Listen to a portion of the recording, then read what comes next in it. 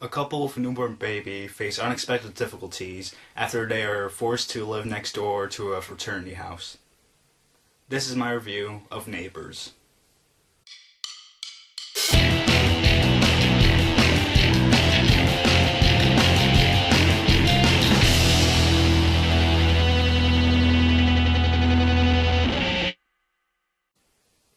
All I really have to say about Neighbors is that when I first saw the trailer for Neighbors, I thought to myself, this may be a good comedy to see at the movies.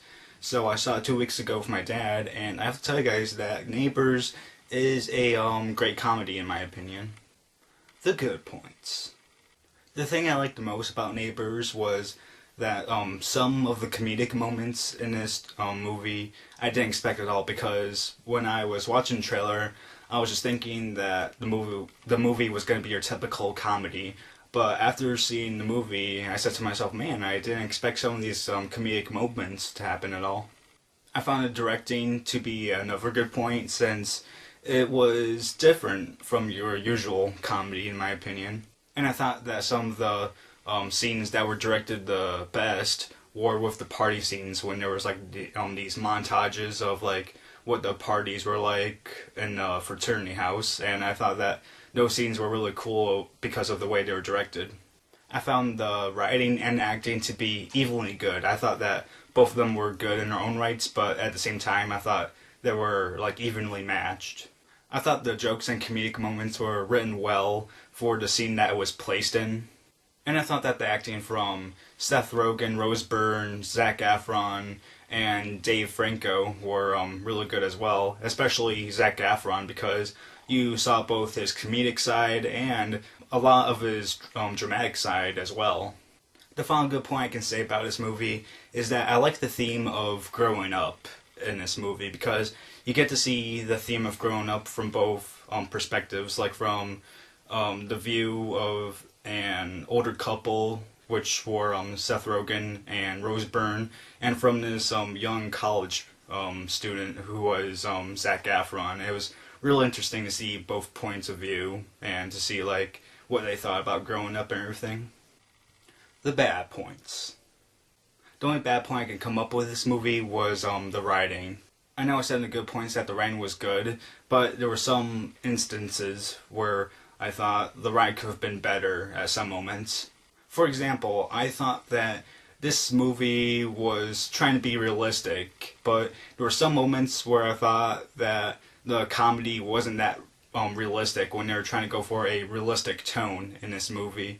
For example, there's this one character who got hurt really bad, and it was really funny because of the way he got hurt and seeing like how he got hurt and what's wrong with him. But then it's like a few seconds later you see him like walking out of that house just like with a limp, when you saw in the earlier scene that he was like really injured, and it's like, wait a second, that doesn't make sense, because his like he was like real injured and it looked like he broke a bone or something.